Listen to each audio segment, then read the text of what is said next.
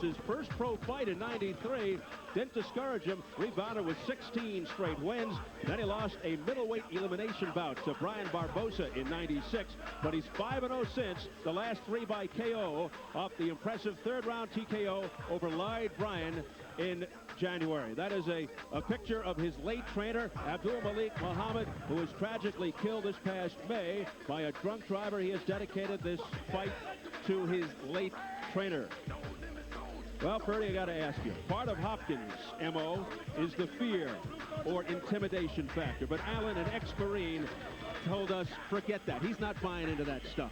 Listen, anybody who's gone through the Marine Corps stuff has not got any business being scared of any human being on earth. I don't buy intimidation when you come to an ex-Marine. I think both of them don't bring any intimidating factor. They're just going to face each other and go at it. I picture an early war. Even though Hopkins is a slow starter, it's going to be a war. He's going to have to be armed and dangerous for Bernard Hopkins. I'm just not sure if Allen is in the same league or bracket as the executioner. The champion. Well, he used to enter the ring wearing an executioner's mask. Remember those days? Wild get-up. Toned it down a little bit. He has shed the big-time costume, but retained the nickname. Decided to show his face. As Bobby pointed out, arguably the best middleweight in the world today. And given the long and proud tradition of Philadelphia middleweights, Hopkins surprisingly the only 160-pound world champion from that boxing-rich city. He won the title in '95 over Segundo Mercado. 7 title defenses, 6 by KO off a 6th-round TKO over former world champion Simon Brown in January. And Bobby, as they flash the belt, many of Hopkins' opponents have been reluctant to get in there and punch, real hard for fear of Hopkins counterpunching, which is a primary and effective weapon of his. How does Allen deal with that? Allen has to box smart from the outside, Steve, but he has to get inside, and he has to hit Bernard Hopkins, and he has to hurt him a little bit to gain his respect. If you don't get Bernard's respect, you're going to get run through. And if Allen can do that and counterpunch very effectively, he stands a chance of pulling off the upset. So just for the record, Bobby Chaz, and even a hint of upset in the air from the fight doctor, Ferdy Pacheco. We'll see what happens. Of course, this man, Bernard Hopkins, has other ideas. Let's check the numbers as we go to the tail of the tape. Hopkins at 33, 4 years older than Allen. A 2.5-inch height advantage for Hopkins. Hopkins just under the limit at yesterday's weigh-in, and the reach is nearly even. And the key unified rules for this world championship fight: no standing 8 count, no 3 knockdown rule. A fighter cannot be saved by the bell in any round. Now, if an accidental headbutt occurs before the end of the 4th round, the fight is ruled a no contest. If it happens after the end of round 4, they go to the scorecard. So here at the Las Vegas Hilton Theater, we are getting set for the IBF Middleweight Championship. Bernard Hopkins versus Robert Allen. Let's get the formal introductions from our ring announcer, Jimmy Lennon Jr.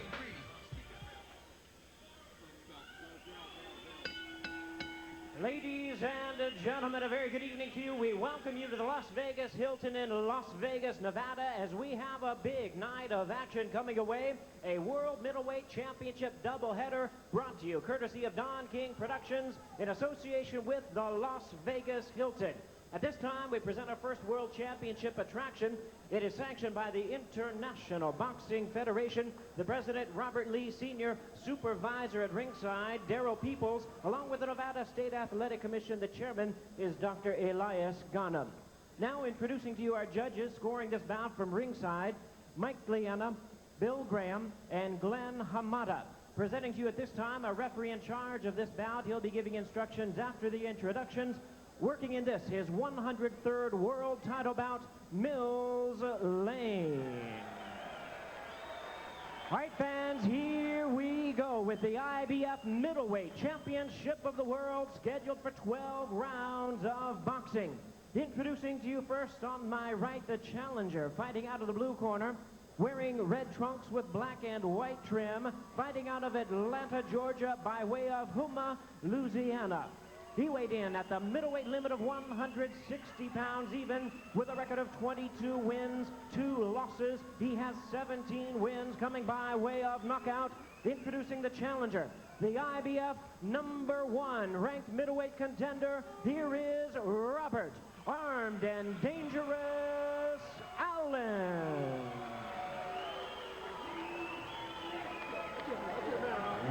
opponent across the ring is the defending world champion. On my left, fighting out of the red corner, he is wearing black trunks with gold trim and hailing from Philadelphia, Pennsylvania.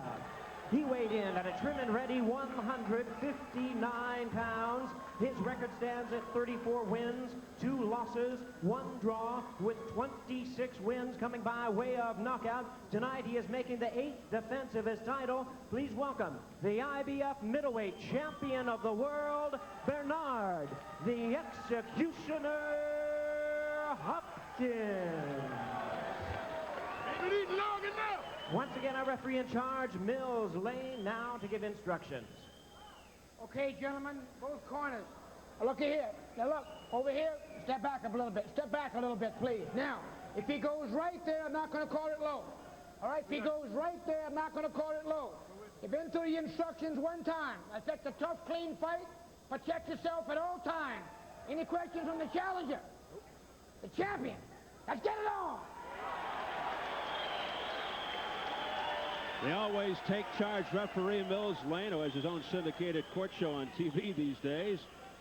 As we take a look at Bernard Hopkins, inactive 207 days, exactly the same as Allen. His last fight, January 31st. Not what you call a blazing fast starter, but in short time, he can heat it up, get busy, as he's ready to take on the #1 contender, Robert Allen. Hopkins' major assets are conditioning and combination punching. And here we go. The champion, Bernard Hopkins, wearing the black trunks, and the challenger, Robert Allen, in the red. Allen, once homeless in L.A., lived in a downtown community known as Tent City. He was befriended by a couple who more or less adopted him. Then at 19, he joined the Marines. He's worked his way all the way up to #1. You know, Steve, both of these fighters are excellent counterpunchers that will lay in wait for you. So this could be real boring at the start. Each one waiting for the other to make a move, commit themselves to a mistake. And there you see it. It's a little bit boring right away. Bertie Hopkins said he wanted to blow Allen away. Is he taking Allen perhaps a little too lightly and looking ahead to fights perhaps with Roy Jones or Oscar De La Hoya? Yeah, I think he's got this one in the bag already. I think he's one of these kind of guys that says, yeah, this guy can't stand here with me. Let's look forward and see what we get on with Jones or somebody else in another category. But I think he's got a lot on his plate right now, and he's going to have to prove something to Allen to win. Hopkins about a 4-1 favorite coming in. Allen said he wanted to counterpunch all night long, as Bobby mentioned. Every time Hopkins throws his right, Allen says he'll throw the left. And keys could be speed and outside boxing. Allen is a southpaw, but he is a natural righty, so he does have power in both hands. You know, his right uppercut is excellent, and his right hook's not bad either. There you saw sort of a looping roundhouse left. Not very effective, but it sounded good. Yeah, it landed on a glove, but I mean, he's got to feel that. I mean, that landed on a glove flush. He's got to feel something. Hopkins' head will be exposed, and he'll take advantage, according to Robert Allen. He told that to us in our meeting yesterday. He said from viewing tapes, he's noticed that. We'll see if that comes to fruition. And there was Bernard Hopkins just there with a big right hand to the body, making good his prediction that body work will be a factor. Hopkins laughing at Allen after that straight left hand, taunting him a little bit. Wild swing and a miss there by Allen. Allen told us his southpaw style will be a major factor. Now, Bobby has pointed out that right jab is a feel-out round. You've seen it all of this round. It's just exactly what Bobby said. Feels out, not trying to hurt you with the jab, just trying to find you and then zing the left hand. You know better than that. Well, Robert Allen just gave him 2 shoulders. He slammed the shoulder up in Hopkins' face a little bit. He got cute, and that's something that was way too blatant. Yeah, you can't get away with that with Mills Lane. You know better than that. Stop that. We approach the final 20 seconds of the opening round.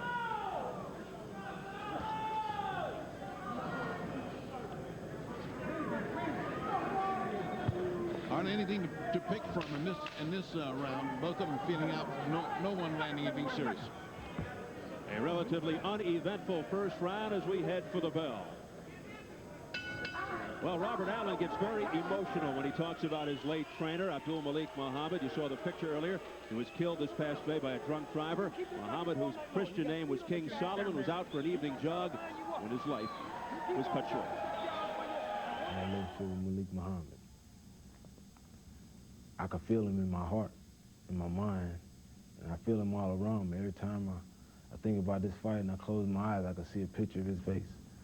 So he's right there with me, but his absence is totally felt. He helped me get to this point.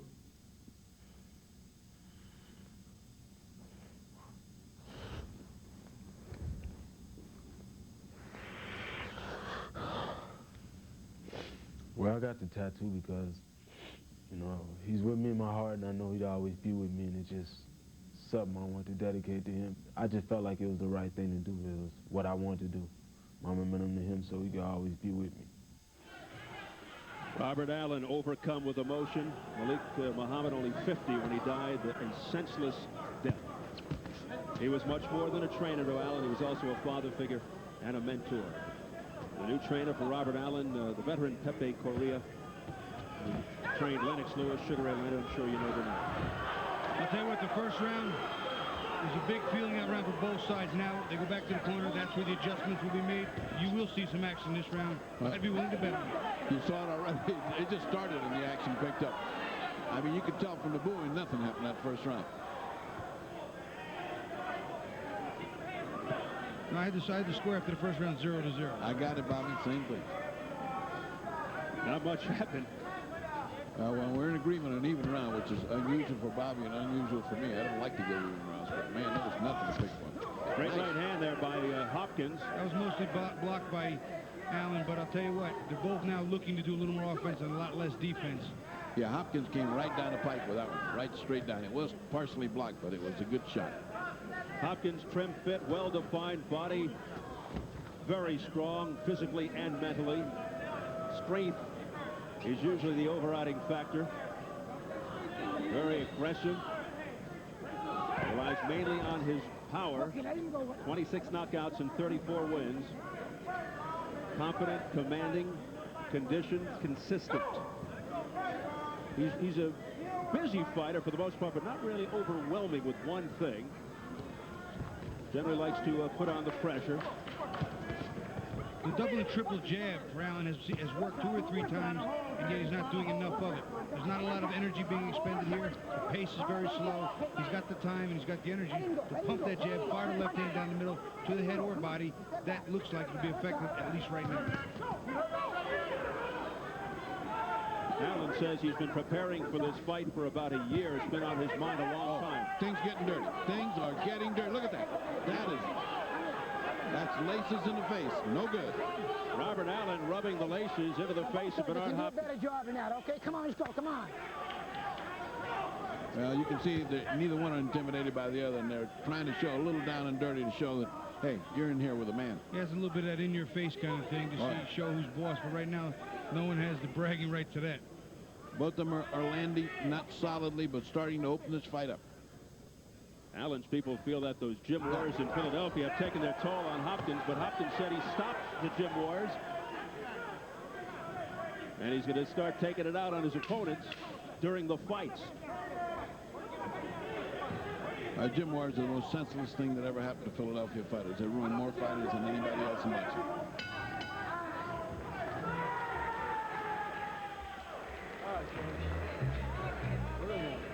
All right, now. Close it now. You close it. He ain't got nothing. He don't have a thing for you, son. Nothing at all. Nothing for you. Nothing for you. Close in. Close in. All right? Close in. Rip them double shots in the body. Rip them in the body. All right, let's take a look at that slip that was really, truly a slip. It wasn't a knockdown. It didn't count because Mills Lane's right on top of it. But you can see, look, he's maneuvered down, as we always see in left-handed fighters. And Bobby? Well, you know, on the inside, these guys are both trying to get a little extra. And here's, you see the lace. He's just shoving it right in Bernard's face, is Robert Allen. And that's a clear lace. I don't know if he meant to lace him as much as he meant to push his face, as if to say in your face. But either way, that's not going to last a long time because Mills Lane will start taking points away immediately.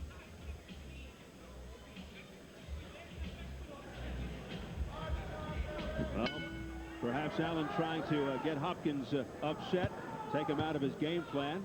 Here we go into round 3, scheduled for 12 for the IBF Middleweight Championship.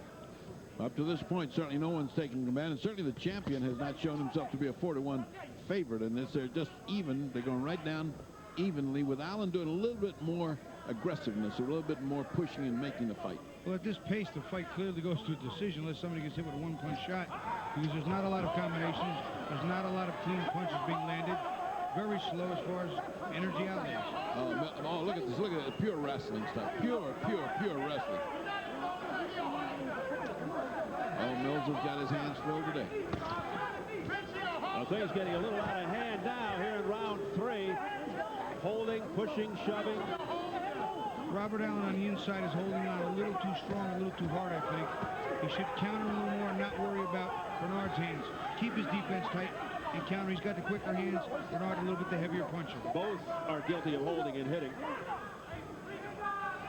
It's getting to be a dirty fight. I mean, this is dirty on the inside. Low blow, very low blow by Allen, but on the other side of Mills. Didn't see it. That was mid-thigh. Yeah, he didn't see it. Mills did not see it. Watch on the inside when they go together in a clinch. Allen seems to be connecting with uppercuts. Allen right now, the busier, he's dictating the fight. He's going after him, but it's not by any means a clear-cut regard. He's just going after him. He's not necessarily the effective aggressor all the time, but right now he's forcing the fight. It didn't look like, you know, we said that the executioner comes slowly to the fight. Well, it's the third round. He better start heating up, getting a little can of Sterno under him, because this other guy's getting very, very brave. Allen's getting brave. Alan's corner said that you just can't let Hopkins take the lead. Got to take control of the fight, and so far Allen's been successful. Well, you know what? I think both of them right now maybe have just a little too much respect for the other's punching power, because they're moving and flinching at every body move, every body movement, and you know that's the way to waste a lot of energy. Here's a good straight left hand by the challenger, Robert Allen. He's partially blocked by the gloves of Hopkins, but got his point across. And he got Hopkins driven into the ropes where he stayed. If he had wanted to attack him, if Allen had wanted to, he was there for him, but Allen thought the best of it. Little quick sneak attack there, straight right hand that got through by the champion Hopkins.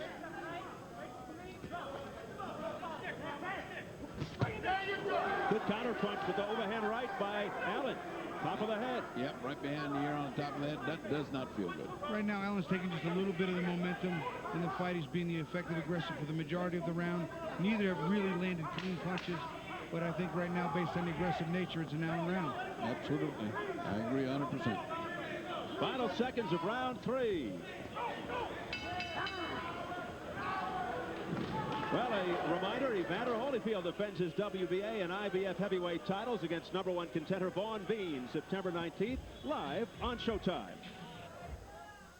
He chose to fight live on Showtime instead of on pay-per-view for the heavyweight championship of the world.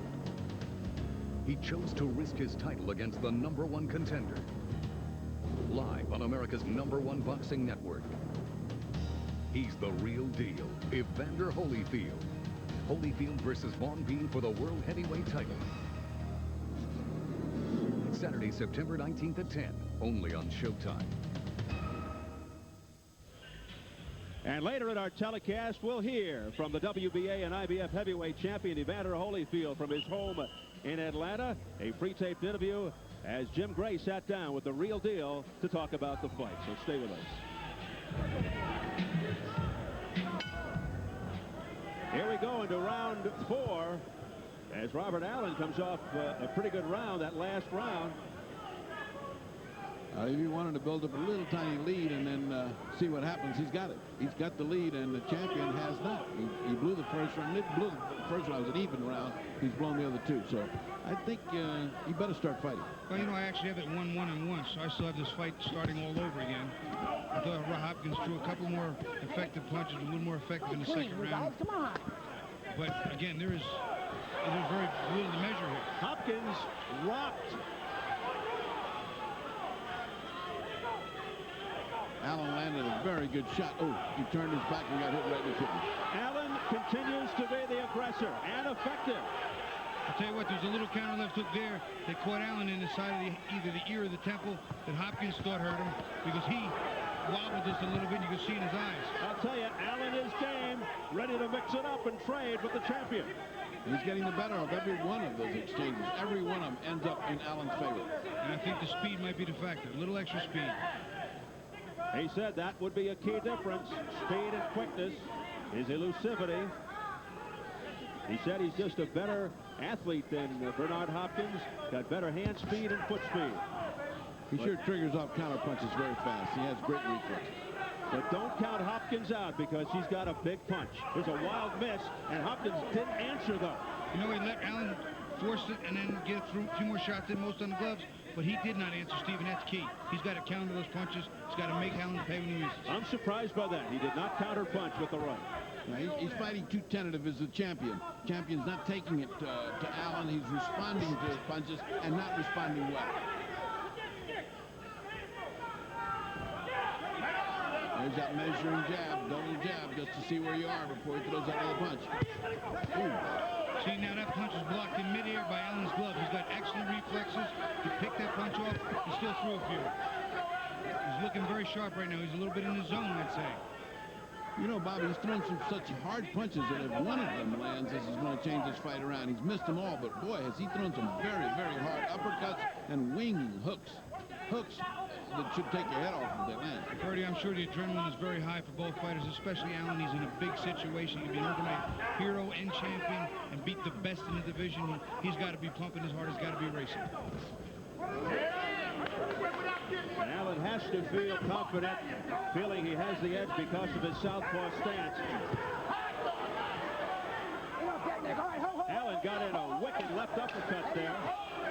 And continues to hold it. Mills Lane trying to break Allen away from Hopkins, and he goes through the ropes and down to the ground. A knockdown from Mills Lane. Mills actually pushed him through the ropes. Now, it wouldn't be something if he couldn't continue. Now, look at it. He's still down. He's still down there. He fell all the way down to the ground. Unbelievable. That's a drop of about 3 feet while you're moving. Now, he's not up. He is not up. You know what, guys? I couldn't see exactly what he hit, but I think I heard him hit something on the other side of the ring before he got to the floor. Well, there's chairs, all kind of things over there, Bobby. None of them designed to make you feel comfortable. When you land on those, you break things. No cushions on that side. So here's the commissioner, the doctor. The commission doctor's already over there, and this guy's not getting up. Now, this would be, oh, he's in pain. He's in pain. He's not going to continue this fight. This fight is not going to go. This is going to be an interesting call. Was he actually pushed out by the referee? Bernard Hopkins in obvious pain after going through the ropes.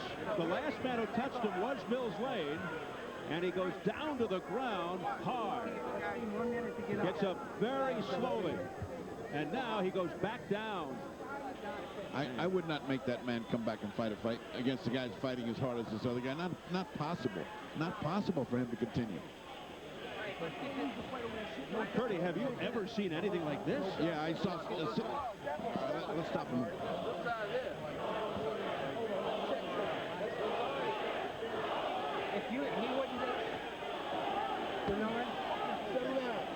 Very He's taking his gloves off. He's going to take his gloves off. That's it.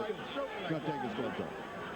I saw Wilfred Scipion and Mustafa Amsho do this, where they couldn't continue. Went right through like a bullet and landed on Unified rules say that he has 20 seconds to get back into the ring unassisted, or it's a TKO. But in this case, it was the referee who tossed him. The referee was trying to break him up and push him apart. And as he pushed him apart, Bernard Hopkins tripped, slipped on his own feet, and rolled right out of the ring. I mean, literally rolled out. I would think you'd have to call this a no contest. I mean, I don't know what you could call this. I mean, you can't lose a championship on this. You just have to no contest and do it again. I mean, this is just one of those strange. If it's going to happen, it's going to happen on Showtime. You notice? You just started this tonight, Steve. You said, oh, nothing happens tonight.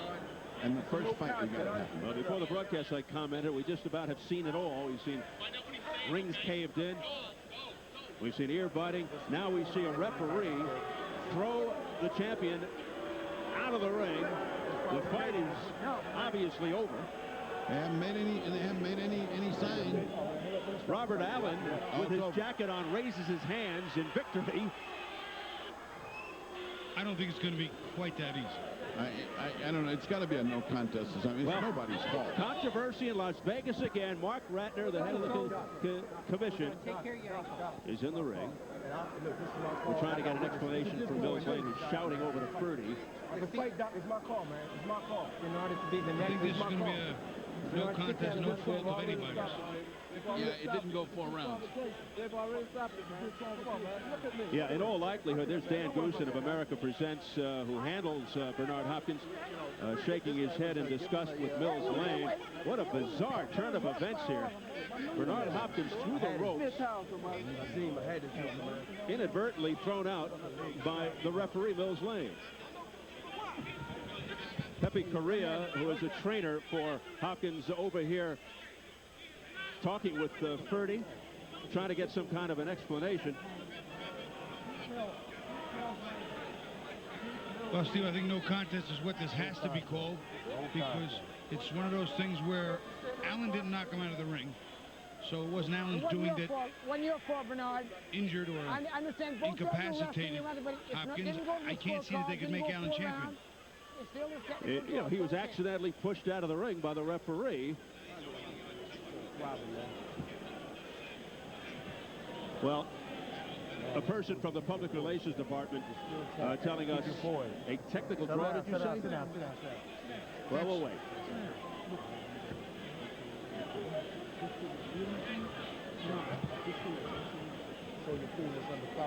All right, what a mess here in Las Vegas. We'll get the official indication momentarily, and then hopefully be able to toss it over to Jim Gray to try to clean up some of the mess and get some explanations for people in the know.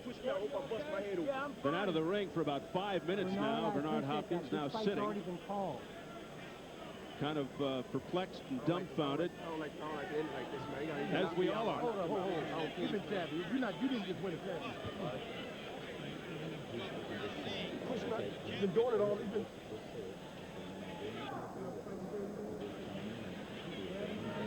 Bobby, is this a first for you? You know, it is first I've ever seen a referee actually cause somebody to go flying out of the ring, number one. Number two, I watched pretty close the way this fight was unfolding, and my prediction is that Robert Allen was starting to take charge of the fight. Bernard Hopkins was having some difficulty gauging him, gauging his southpaw, gauging his speed.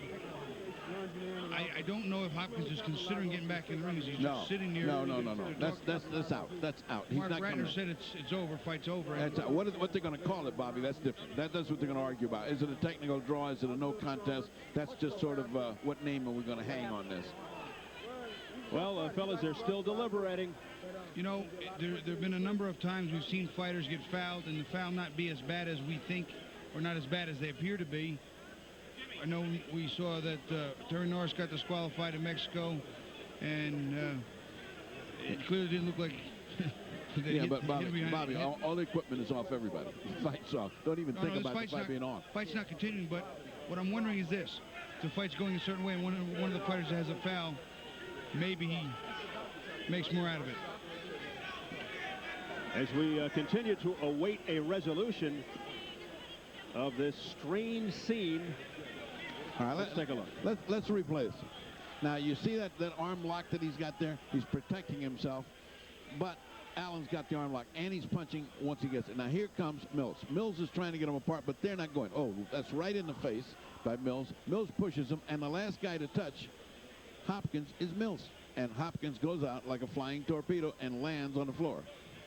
You know, from overhead, you can see that they're clearly tangled up. Hopkins is trying to get a shot in, so what happens? Allen tries to get a little shot in, too. He'll put a little shot in. Back and forth they go. Mills Lane has to get in between them to separate them, but here he puts his hand right on Allen's face, which I'm sure he didn't mean to do on purpose. He was just trying to break him, but because of the balance, still holding on Allen, Hopkins was off balance, and he threw him right through the ropes. And there you can see as he falls, I can't see there's anything he hit. There was nothing I would be there. willing to bet he hit something. All right, there was nothing there. Watch the forearm of Lane. Once he puts his hands on the face, there you go. Now watch the forearm of Lane. See, watch him. See? There he goes. And that's he was trying to drive him apart, and he drove him out of the ring. See, he did not hit anything but floor. There was nothing there but floor. And that hurts, gentlemen and ladies. That hurts. Hopkins obviously off balance, and then the left forearm of Mills helped him along. Let's go up to Jimmy Lennon Jr. and finally get an official announcement here. Ladies and gentlemen, this bout has been stopped at 2 minutes, 57 seconds of round number 4. While the fighters were wrestling on the clinch, Bernard Hopkins accidentally fell out of the ring, unable to continue as he sustained injuries. Therefore, this is now a no contest. Bernard Hopkins retains his title.